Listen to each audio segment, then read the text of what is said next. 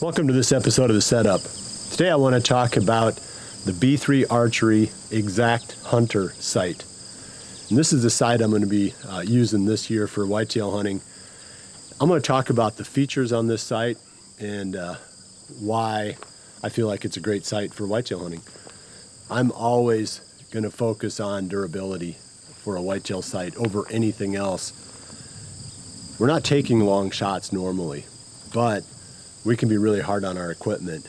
You know, bouncing a bow up through the tree branches in the pre-dawn dark.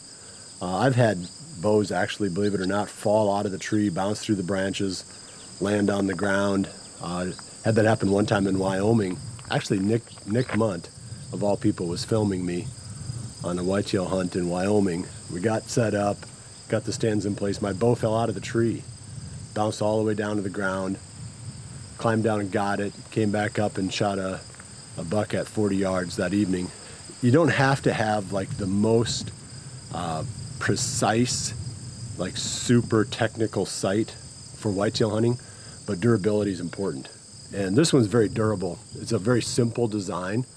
I've got the 5-pin version, and you can get the pins customized to whatever style you want. So I went, like it was 0.029 diameter for the top 3, and then 0.019 diameter for the bottom 2.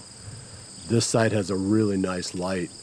It's got a rheostat on it, continuous, so you can take it from being no light at all up to maximum in a full turn. So you can adjust exactly how much light you want to come on the pins.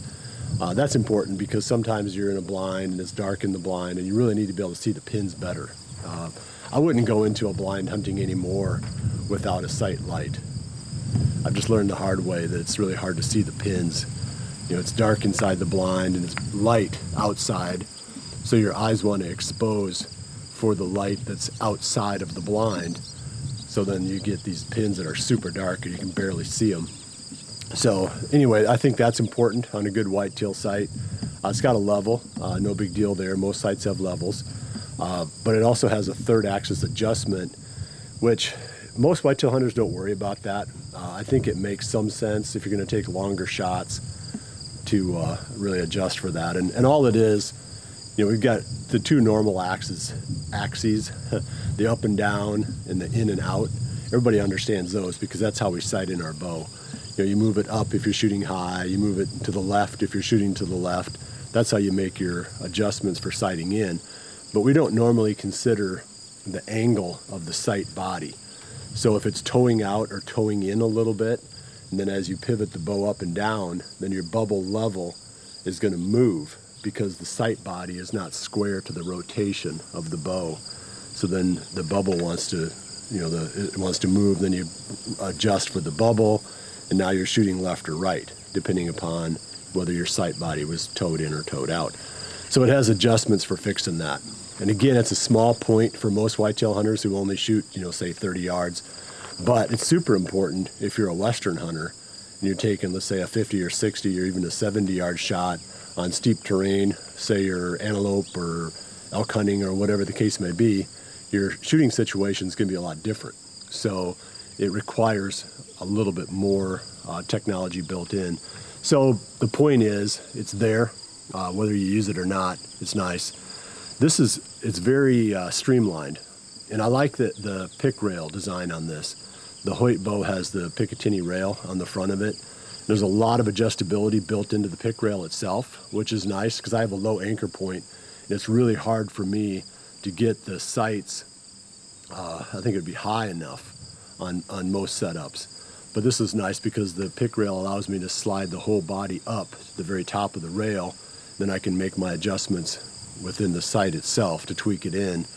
It's kind of a game changer for me.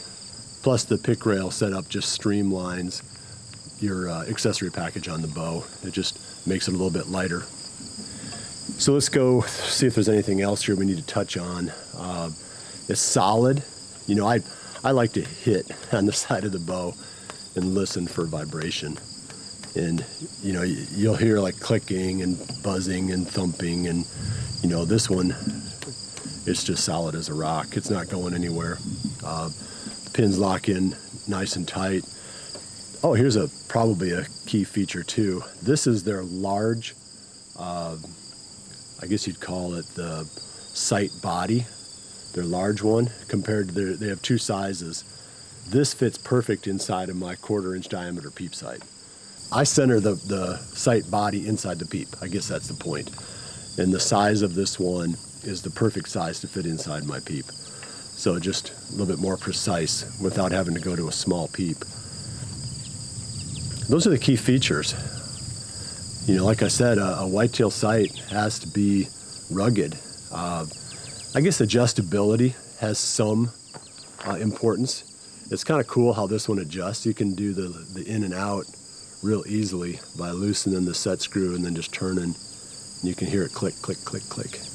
And that adjusts the in and out real easily. The up and down, you do need some tools to do that, you know, for adjusting the whole sight body. But again, we're not shooting 3D tournaments and changing rigs very often. So once I get a bow set up for hunting, I usually don't change it, you know, until I have to set up another bow. So I don't need tons of micro adjustability, but this one does have some pretty nice adjustment for the in and out of the scope or the sight body. Well, that's pretty much it for the Exact Hunter sight. I'm looking forward to putting it to use this fall, and then I'll bring you hopefully some footage of some of the animals I can bring to bag with it. Well, I appreciate you joining me. I'll see you back here again soon for the next episode of The Setup. And remember to always dream big.